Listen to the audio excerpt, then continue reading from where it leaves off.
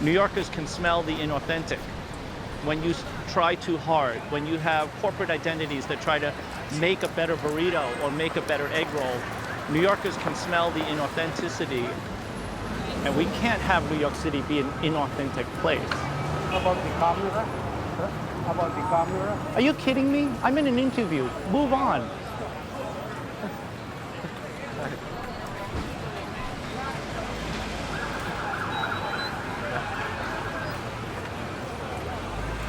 That'd be fucking nuts.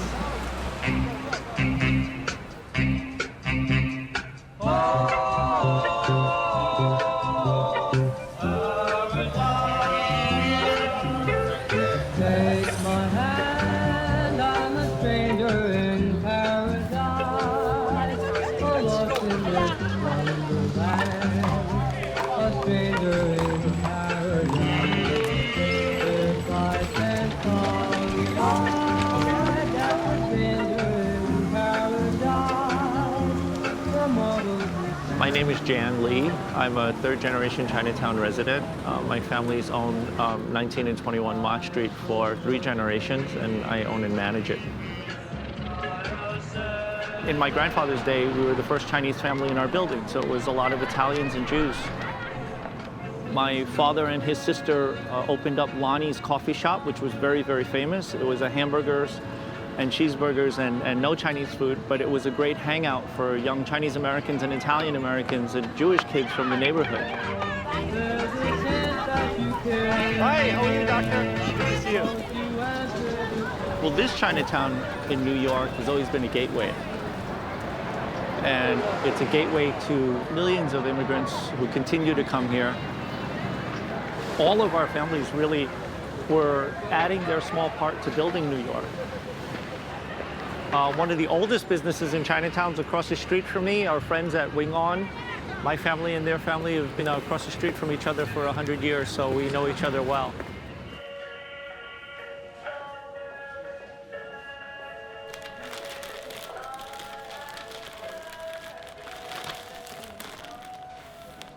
My wife, Lorraine. Did I mention about the American dream that I live?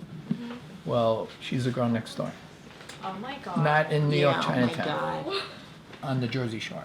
Wow. Summering. Summering. Yeah, yes, Wow. summering.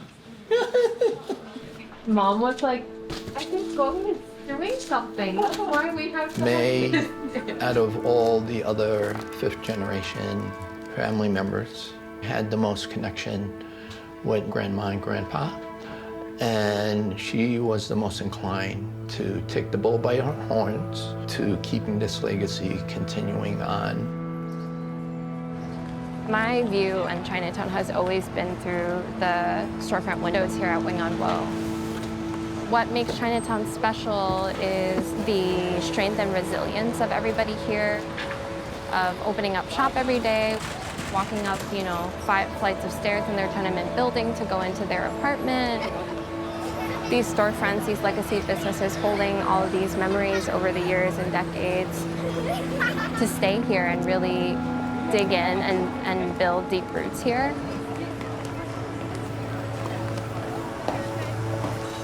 Hi, Pete. How are you? Since 1938, I've had the same restaurant family in our buildings. And so my family and their family have been doing business together for 3 generations. Anthony Bourdain is here. Bourdain. He stayed here. Bourdain's been here about 3 times. Because of COVID, we lost a lot of businesses in Chinatown, but also we lost the food. All those. What do you think that does to communities when you lose specific foods? Like, there's certain foods like you and I grew up having that you can only get in Hapke, right? So there's certain foods that you can get in certain restaurants. Well, from what I see, if you lose your neighborhood local foods, you're going to lose your neighborhood.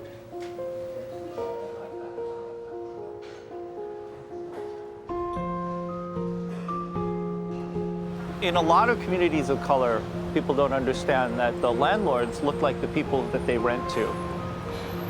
They rely on me for trust that I'm going to continue to renew their lease, and I rely on them to be able to pay their rent at some point. Part of the building of the city is also renting to businesses that are contextual to our neighborhoods. They're really what makes up the beauty of New York. If you think about New York City Chinatown and where it's located, we're basically neighbors to a lot of very wealthy and affluent neighborhoods. That really makes Chinatown a neighborhood that the city wants to take back, to build up, to develop, and become a place that they can make a lot of money off of. For us, we've declined any offers because this is our home. And this building, this store, the life we've lived here, it's like the living, breathing organism. Our situation here in New York City's Chinatown is not unique. I think a lot of Chinatowns in North America are confronting a lot of similar challenges.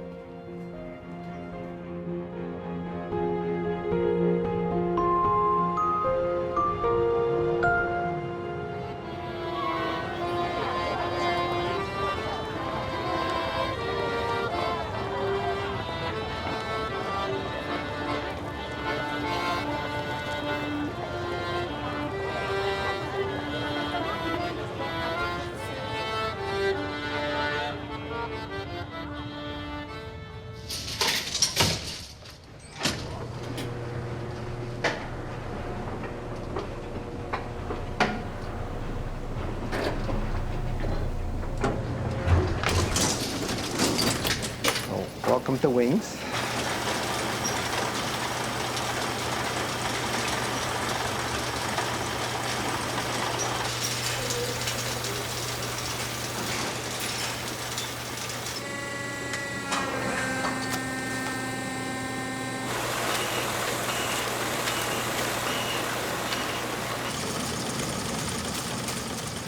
Originally, fortune cookies were first invented actually in the States.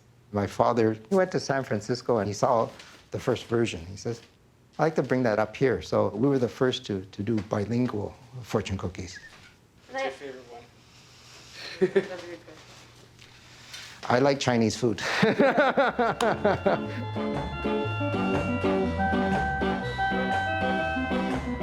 Soon you'll be gone. You see that building in front of us? That's Wings Noodle. For us, that is the heart of Chinatown. Many new immigrants that arrived here, they needed jobs, right? And Wings Noodle was the place that they would go to, they could turn to. Well, there was the Irish and the Jewish and many other communities that passed through there.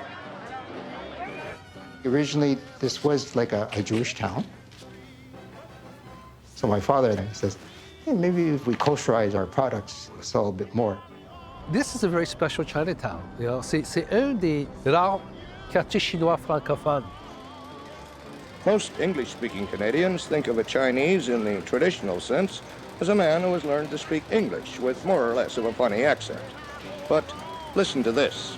Hello, Wang Wing. Oui, Jean. 3 douzaines.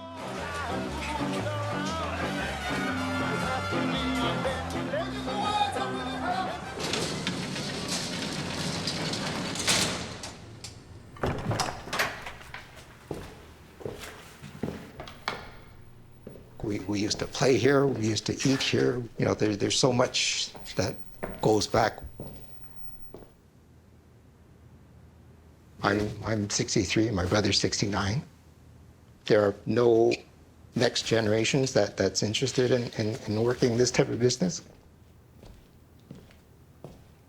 It's emotional to think of actually selling, but you know, at one point you have to say, well, there's nothing left.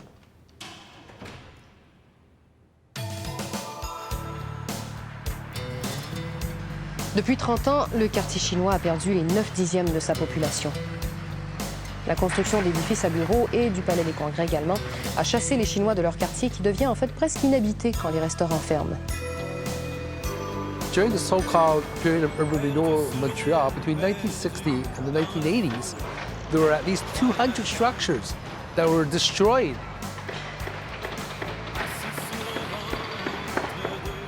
You have Complex Desjardins that was built. You know, the Hydro-Quebec building. They're almost like tombstones, beginning of the death of Chinatown. Avec le progrès de la ville, le quartier chinois est tout fait. With the Wings Noodle block, it's in itself, from an urban morphology point of view, that you can see how it has actually survived this massive infrastructure surrounding it.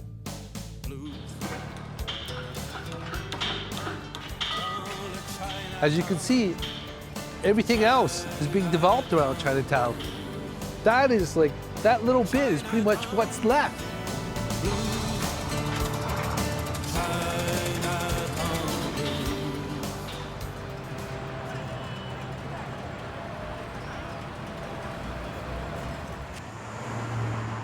My name is William Liu, and I'm second generation operator and owner at Kamwai Dim Sum in Chinatown, 2490 East Pender.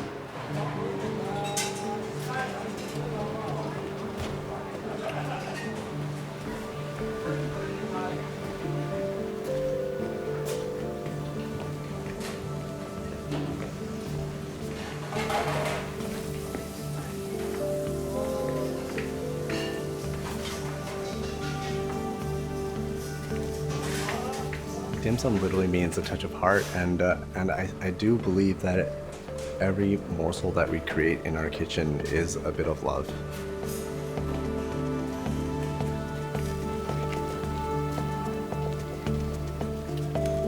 It really is a skill set. It's very, very difficult to master all the different folds and all the different kinds of dumplings.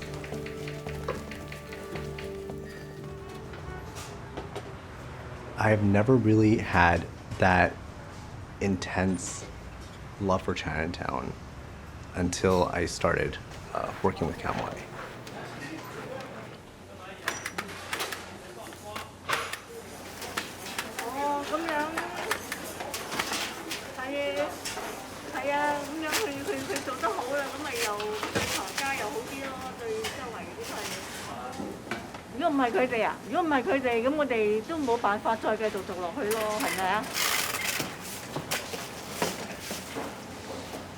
Throughout my university years, my dad was going through dialysis. He has kidney failure.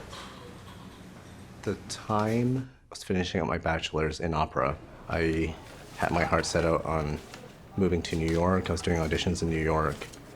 Good. So the Liberame, the sixth movement of the Fauré Requiem, features a bass solo. And so we'll have William, and we'll use his voice as a kind of an inspiration and a guide for us in the way we sing to make those vowels so full and rich and tall. Just to run it right through from the top. Shall we stand, please?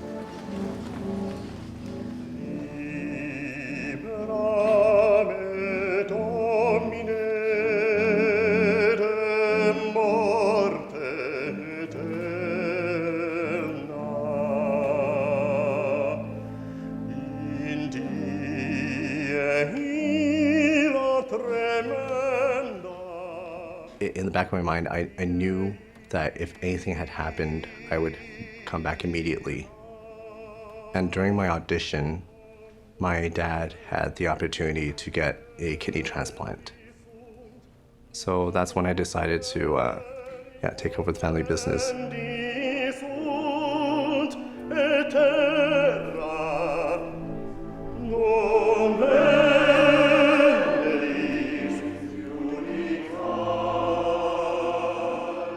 I'm okay in my life giving up something I love for something that I love even more, which is my family. Bravo. William.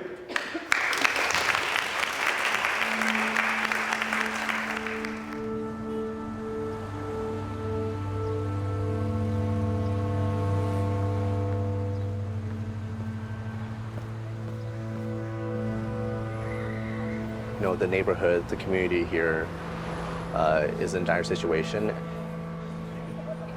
When the pandemic first hit, a lot of the businesses couldn't hold on in Chinatown and had to shut down.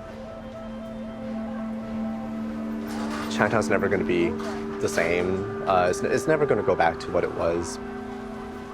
All myself, my family can do is really just stay put with where we are and try and run an honest business.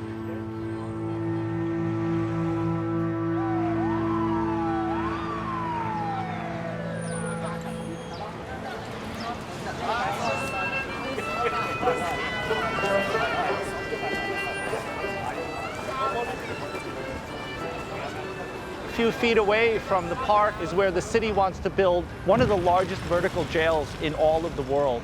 They want to demolish this entire enormous building and build a huge building as tall as the Statue of Liberty, over 350 feet tall, right in the core of the community.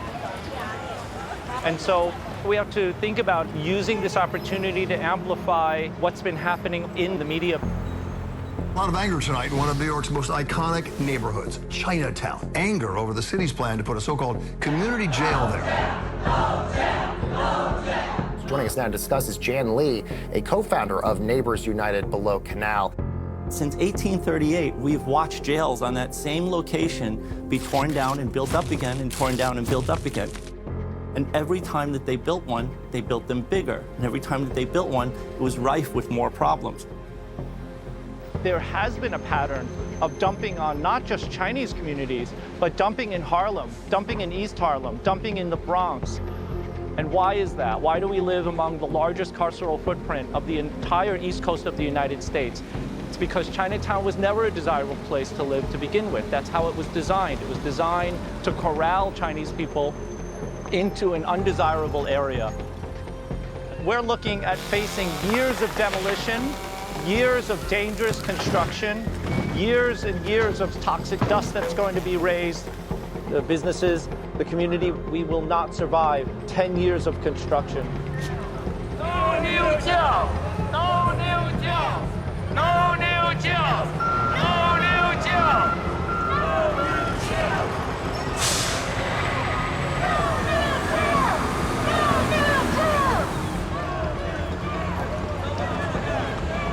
Everybody sit down. This is what community looks like. What community looks like. This is what community looks like. We're doing it for our community. We're doing it for our seniors. Right behind you is a senior living center. We're doing it for them. We're doing it for the residents. Police Department. You are unlawfully in the roadway and obstructing vehicular traffic. You are ordered to leave the roadway and utilize the available sidewalk. No new jail! No new jail! No new jail! No new jail! We do this for our small businesses. We do this for our seniors.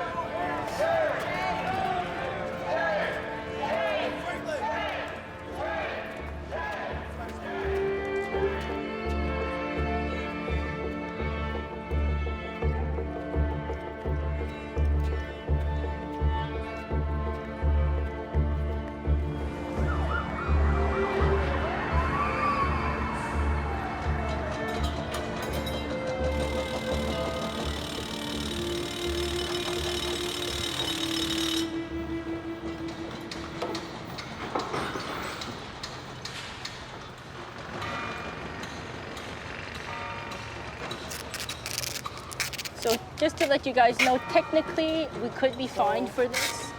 We have to maybe do more fundraising.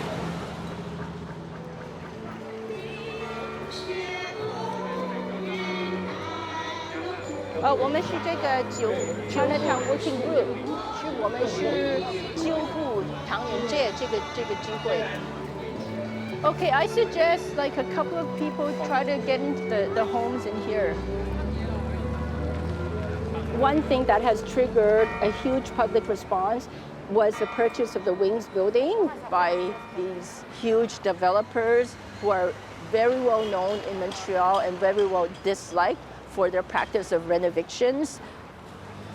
And then we saw the condos being built like right beside the arches. That's when it sounded the alarm to us. And we thought, oh my God, if we don't do something, we're gonna lose all of Chinatown. This is a really good illustration of like a David and Goliath. I mean, they're trying to fight what? Multi-story, you know, probably 100 condo development beside their little 1-2-story houses. So this is your house right here, this wall? Yeah. And this is what you're facing every day? So close, eh? Full of gas here. We're asking today why Chinatown matters at a time when it seems to be facing some existential threats. People who care about Chinatown say they are worried. Now the developer is looking into purchasing connecting buildings. We think that they're trying to like merge several plots of land into one huge development project. The whole block is going to be taken down for condo development. My fear is that my home is going to be destroyed. In the face of all the economic pressure due to COVID, due to anti-Chinese racism, developers, they come in, they prey on all these type of vulnerabilities. And if we don't fight back, if we don't organize as a community, that's how we're going to lose everything.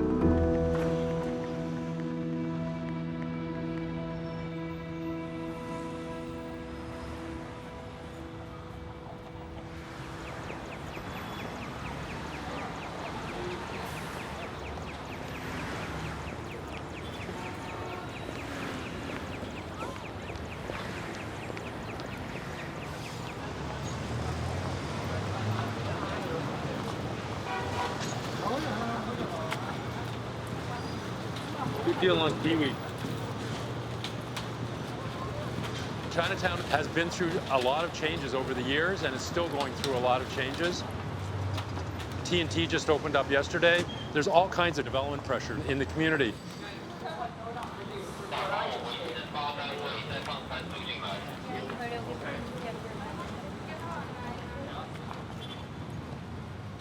In the Walmart universe, these little operators can't operate, right? They get taken over and you lose all that innovation. And that's so important for small immigrant communities, for people trying to start out. Chinatown is the stepping stone into Canadian society. A lot of business owners have like thrown in the towel. They're like, I can't take it anymore, give me an offer, right? I understand that. If governments don't support these kind of small neighborhoods, it's a disaster long term. The whole idea that you can move immigrant communities out to the far distant suburbs is absurd.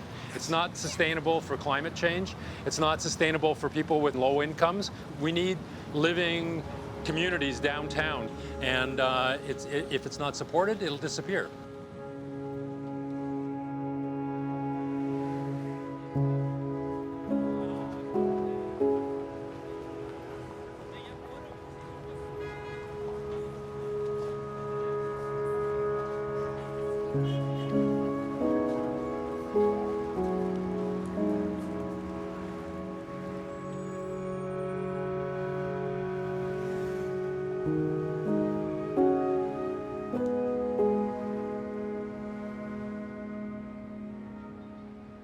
You could say that this trope of dying, the disappearing Chinatown, part of that is actually in response to the desire for those who didn't like the Chinese, those who were organizing around anti-Chinese politics, those who were exclusionists, those who were white supremacists. They wanted Chinatown to die. So the dead or disappearing Chinatown is ultimately wish fulfillment. We want to get rid of these people, and therefore this symbol of them, this cluster of them, clearly this is Chinese because of the Chinese language signs, the businesses and who's running them, what's in the stores. We want this to die. If you want to get rid of the Chinese, you train your bullseye, your target, onto Chinatowns. Construction of the new city hall destroyed half of Chinatown, and now big developers are moving in. As far as I'm concerned, we're in the business of making way for progress. Now, we've had the understanding that most part of Chinatown has been given to the new city hall. The rest of Chinatown will stand. Most of Chinatown is now owned by developers. The small stores and restaurants are finding it hard to survive on land worth $100 a foot. This is very valuable real estate situated just behind the City Hall. They prefer the money they get, they sell it. This is a free country. These patterns in urban development, always urban renewals in non-white neighborhoods. We're always taking out what needs to be renewed. It's almost always the blight of non-whites. And so that pattern was across the board in North America, in every city. When Vancouver's Chinatown was targeted for urban renewal programs, more than 11 blocks were taken out and more than 3,000 people got relocated. It's a neighborhood through which was seen as expendable, that this is where you can put a freeway through Vancouver's Chinatown to obliterate it. For me, the story of the disappearing Chinatown is one that has power precisely because it expresses the wish of those who want to erase Chinatowns. But it also is an indicator of those who have pushed back and resisted that story. Representatives from 29 Chinese organizations overflowed the city council chambers in an organized bid to stop the steady erosion of Chinatown. I'm pleading on behalf of myself and other members to please save Chinatown. In the resistance against the freeway, it was not only Chinese-Canadian, but a multi-ethnic, multi-class type of social movement. You see the founding of contemporary Vancouver. And as such, begin the first discussions of sustainability in our cities. We're not going to see you destroy our neighborhoods with 6 8-lane roadways, turning it into an urban jungle. There was this idea of coming together in this incredibly hostile environment that we're able to establish these collective goals. These moments offer the lessons for an urban future that we've perhaps lost.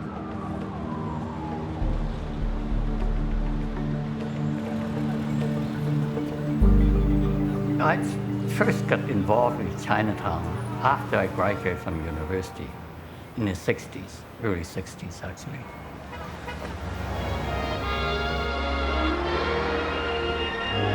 In most of the major cities of Canada, there's one minority that usually chooses to live in a community, the Chinese.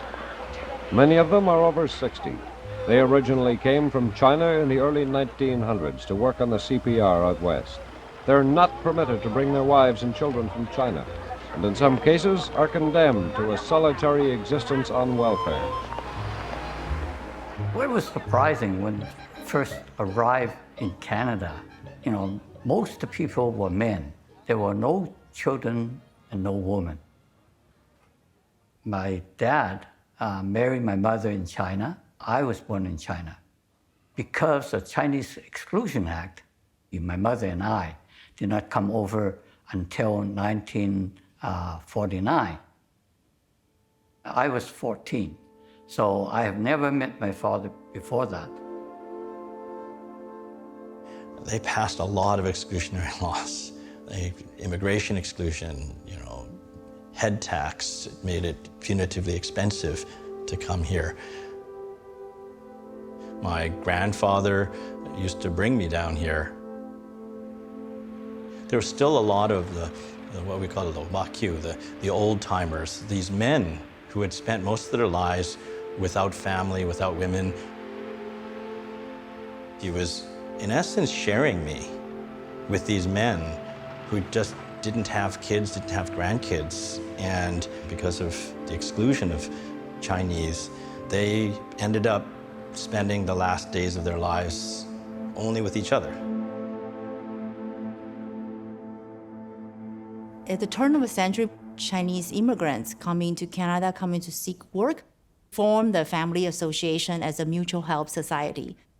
So usually these are the organizations that can offer protection, offer opportunities for employment, and basically they are the first wave of social service agencies in Chinatown.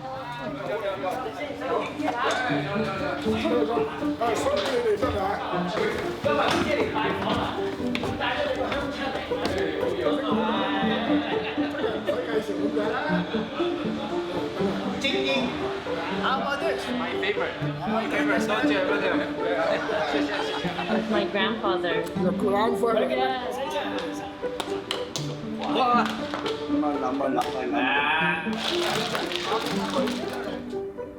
We're in the Wong Association right now. Were all the Wongs like blood related? No. In fact, one of the reasons why you would create an association around clan names is because it was a way to actually create fictive kin, fictive relationships where we need to help each other, we need to trust each other. Let's pretend we're family. It's our origin story. You know, everything leads back to these places across Canada where the first Chinese communities built family, built community, built economies, and put down roots. See, all this is original. These family associations, they are the stewards of Chinatown. They are helping to take care of Chinatown for the next generation to continue to enjoy it. Oh my gosh, so beautiful. Yeah.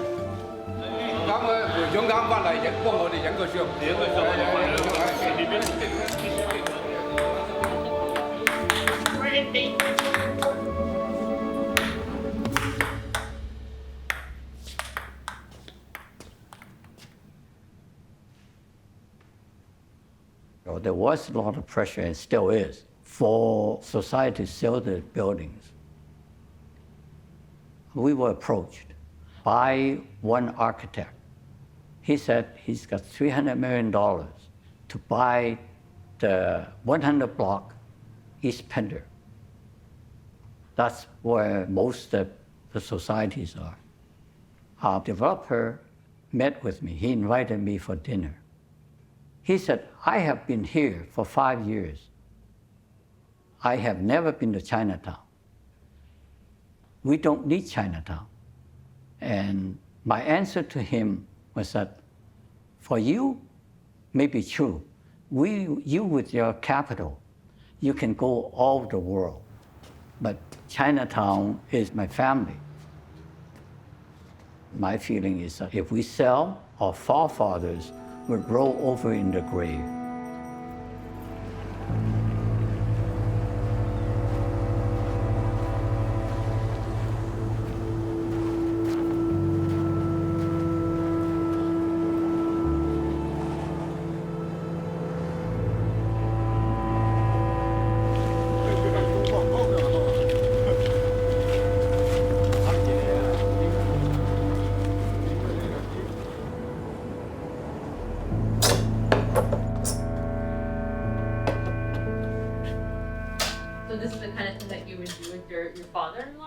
Yeah, we get a shipment back in the early days. I'm married into the family over 40 years now.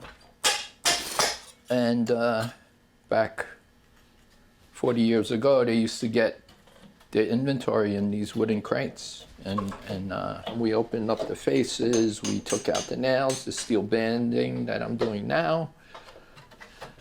And watching father-in-law and not understanding why he would even venture to do what he's doing with these things. He passed away this year, right?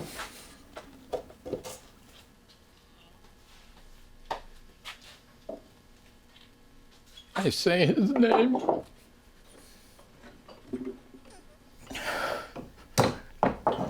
And I get sad.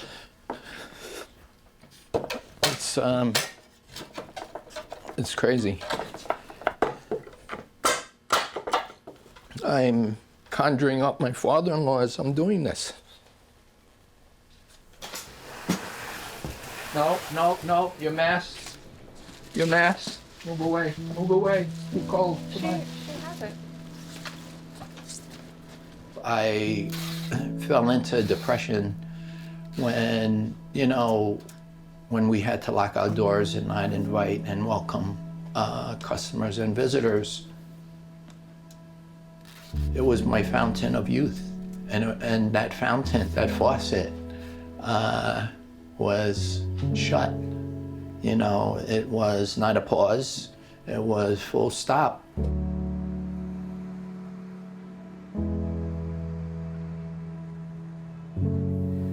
I know that probably no lions are coming out this year, is what I heard. There are no permits that were given, so that's kind of a clear sign that Super Saturday is not happening this year. Whoa! Yeah. So yeah. That's easy.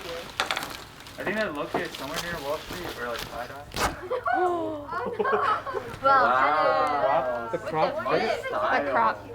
I don't know about this. The crop. He looks very cool. During a time when a lot of lion groups aren't able to come out for our usual Super Saturday, we'll be coming out and just bringing some joy and auspicious energy for opening the year of the metal ox. Perfect. We're ready, we're ready.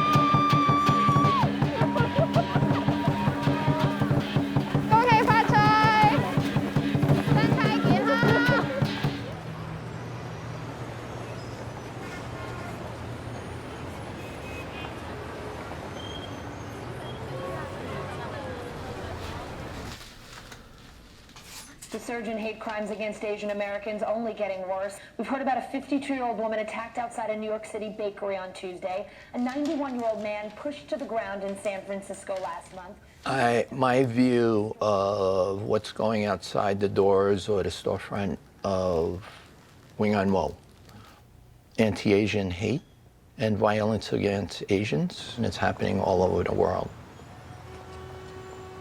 We're not always at the forefront of protests or resistance and the question of erasure, but we need to exercise our voice.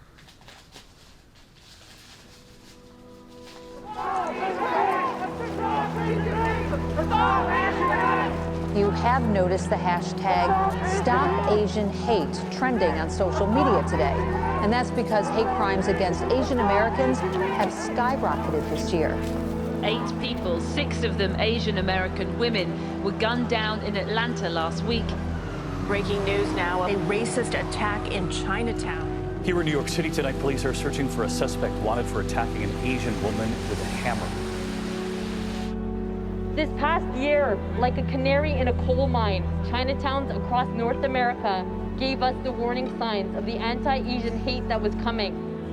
Starting in January 2020, Chinatowns everywhere began to empty as racist rhetoric linking COVID-19 to the Chinese stigmatized the neighborhood. Go back to China where you came from. People looked around for someone to blame for the coronavirus, encouraged, of course, by Donald Trump and his anti-China rhetoric. Kung flu, the Chinese virus. From San Francisco to New York, Vancouver to Montreal, residents and working class people in Chinatowns have faced verbal assaults. Seniors and women have been attacked in the streets and even set on fire. We are living in a moment that harkens back to the anti-Asian era upon which our Chinatowns were built. Des milliers de communautés asiatiques qui se tiennent debout, tous les alliés de tout horizon, de toutes les communautés qui marchent avec nous. Merci à vous. Chinatown is a symbol of our resilience, our solidarity, and our continued struggle for the right to remain in our neighborhoods without fear of displacement. This is Chinatown. This is the house that we built, and our resistance is staying here still.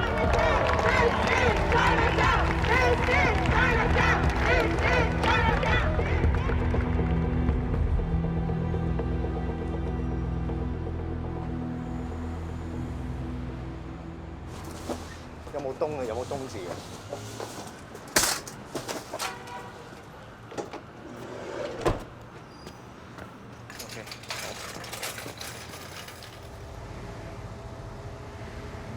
I was doing a delivery with my dad, and there was a truck behind us that was very impatient and honking. He started threatening us with racial slurs and comes out of the car and punches my face. 就感到会害怕。反而我在 Chinatown 已经都40年了。你看起来他们是很可怕的样子，但是呢，这些人呢没有什么暴力倾向，反而那些白种人呢，他们非常暴力的。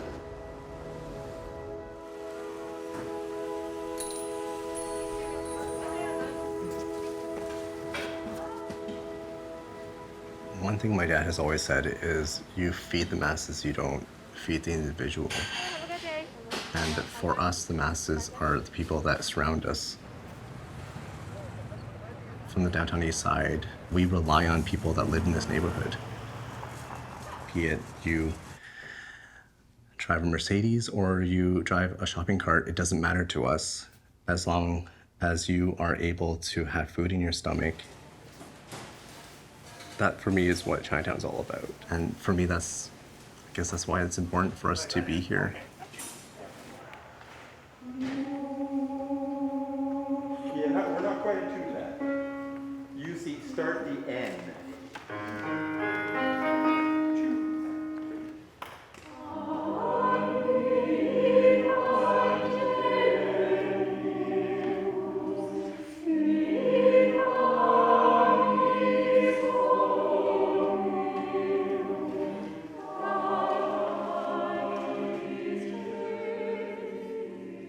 We're one of the last businesses in Chinatown that still have that Chinatown flavor.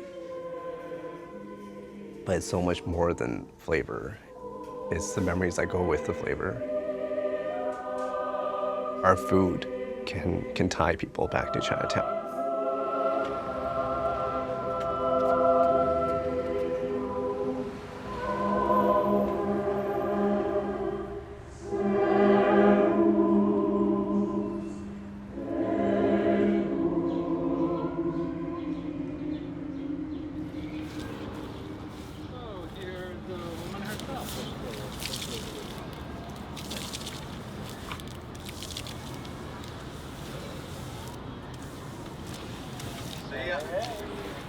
There you go.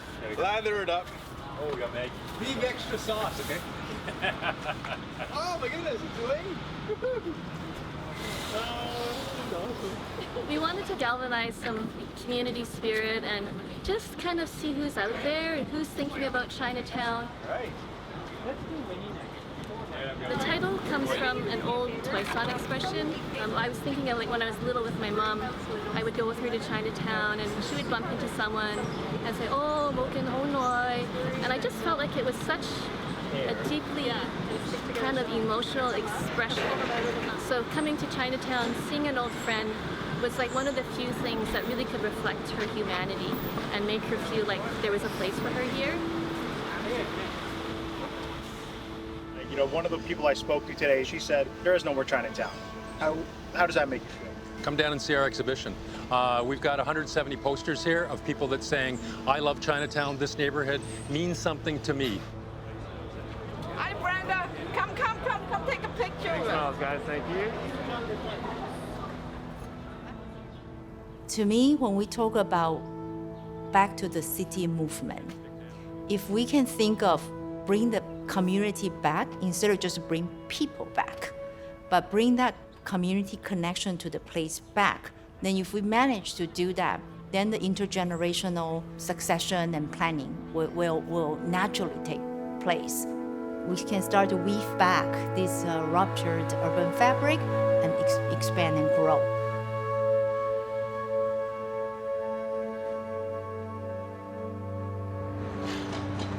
Talking about Chinatown, advocates calling for the city of Montreal to act immediately to protect Chinatown's heritage, with a lot of condo buildings going up. A lot of interest in more condo buildings. We are literally running out of time on this. I'm the vice president of the Chinese Association of Montreal, and our building is sitting smack in the middle of this proposed project. But, you know, I want to make it perfectly clear that our building is not for sale.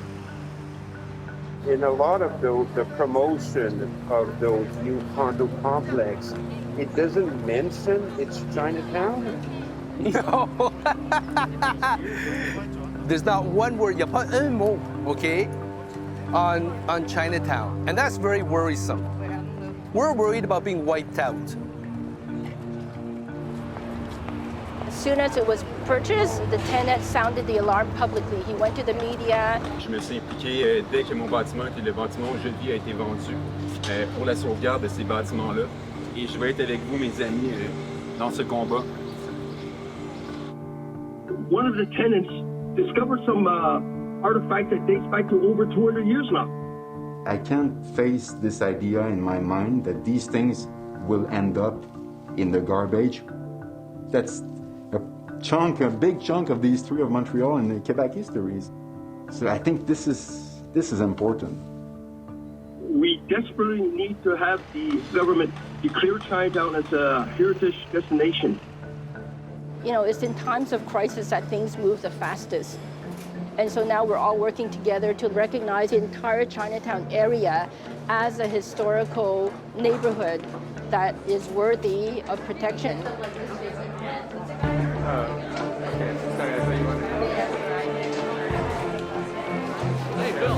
A first in Montreal's Chinatown, a municipal election debate hosted by organizations from the city's Chinese community representing about 100,000 Montrealers. How are you going to protect the quality of life and our ability to stay in our home? Il y a le quartier chinois des simples citoyens et il y a le quartier chinois des promoteurs riches. Et j'ai l'impression qu'on s'intéresse d'abord à ces derniers plutôt qu'aux vrais citoyens. I am telling you now, we're not united today. In 20 years' time, we will not have a Chinatown like what it is today. No matter what language we speak, no matter what dialogues we talk, okay? We got to unite it together. I'm not going to apologize that we ran over time. We waited too many years for you guys.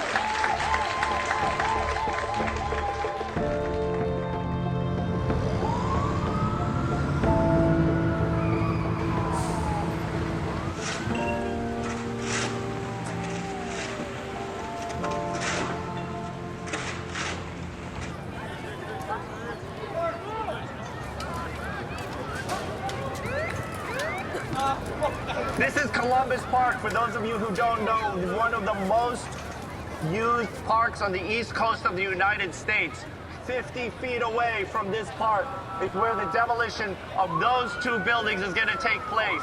It's going to plunge this community into darkness. We are here, we are not invisible, and we're saying no new jail. No new jail! No new jail! No new jail! No new jail! No new jail! No new jail! We don't want no jail here. We're tired of all the violence against our elders, against Asian people. We're tired of that shit. Fuck that. I came from California to help support this. No new jail! This is pretty good, huh? Yeah, we got a lot of people. Couple thousand, I think, maybe more. We are not invisible! We are not invisible! When Mayor Koch in the 1980s saw 12,000 people from this community marching in the same streets, he said, I don't care. You don't vote, you don't care, you don't matter. Now we're here. We cannot repeat that history. We are here, we are not invisible, and we're saying no new jails. No new jails! No new jails! We have little progress And the little progress that we have was because of the community. We're putting pressure on all of the government because people need to get elected again. People want to stay in office. We're going to hold them responsible if they move ahead with this jail. We're going to remember who they are. We're going to come out and vote. We're going to make sure that everybody votes against them. That's the power that we have. Stop this jail! Stop this jail! Does that mean that this jail is stopped? No. We had over 2,000 people walking all the way through the streets of Chinatown. If we have to do it again, we'll do it again. Thank you. Thank you very much. Thank you. You guys made a real difference for us. I saw you out there. We got your back.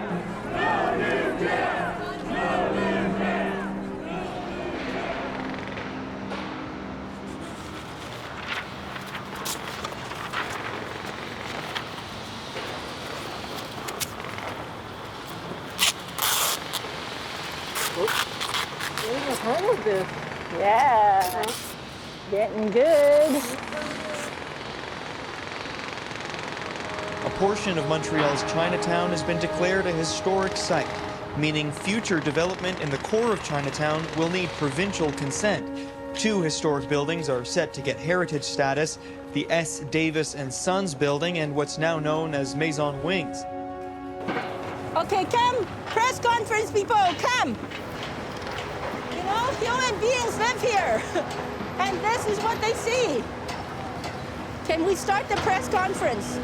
This section here is my property. Ça, c'est chez nous. On déplace pas chez nous. Vous êtes chassé du secteur? C'est son propre terrain ici. We hope that the interim measures announced by the government this morning that will be put in place will be sufficient to prevent projects such as this disaster from ever happening again. We hope this is only the beginning of full heritage protection for Chinatown, which is composed of both tangible and intangible assets. Chinatown is the nesting place of living heritage, such as our seniors who hold our memories of struggle and survival here. Chinatown is the home to our family associations, residents, legacy businesses that are important to the identity of all Asian communities. Chinatown is not a museum. We live here. We demand quality of life.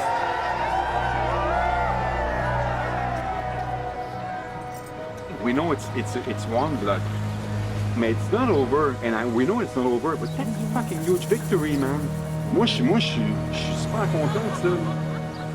Hey, victory! On l'a eu, mais on est pour vrai. We got them, the fuckers, the developers.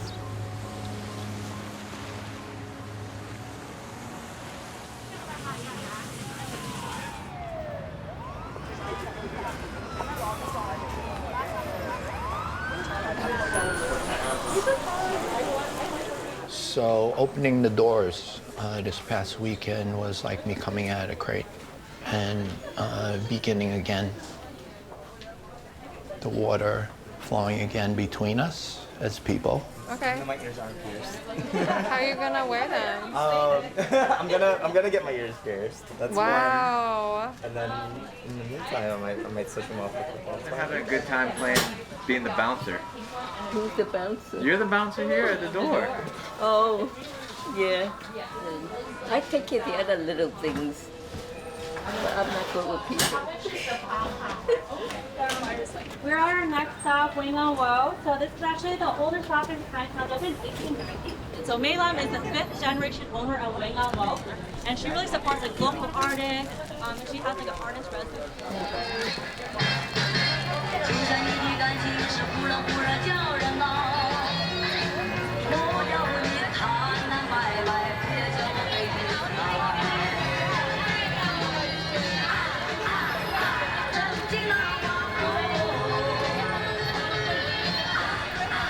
I think there's something to say about not wiping spaces out to replace them with something new, but the real work is in trying to understand what has worked, what is significant, what is still relevant, and how to breathe new life into it. You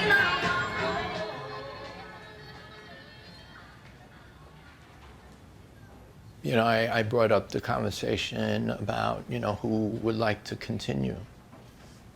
I feel unawares to her that she recalled her promise to grandfather.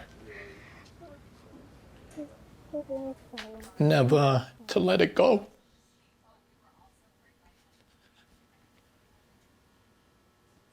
So here we are, continuing. We're here in America, fifth generation Chinese American, and we've developed home here. So nobody's gonna kick us out of our house. This is our house. I, for one, you know, don't call it resistance. I call it staying where you belong.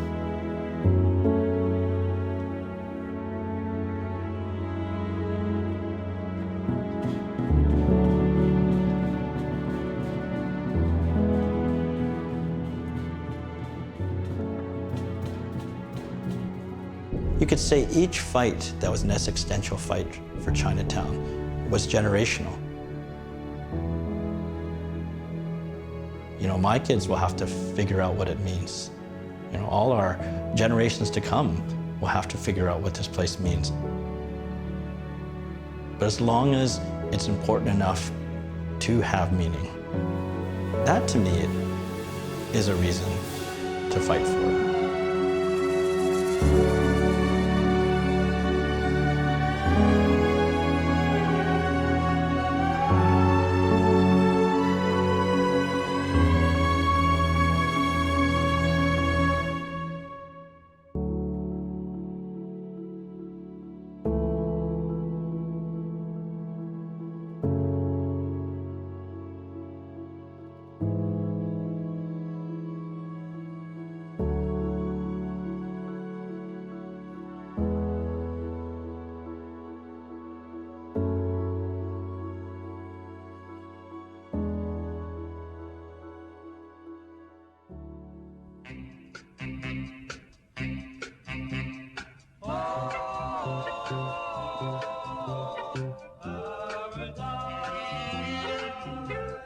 Take my hand, I'm a stranger in paradise, lost in this wonderland, a stranger in paradise. If I stand starry-eyed, that's a danger in paradise, for mortals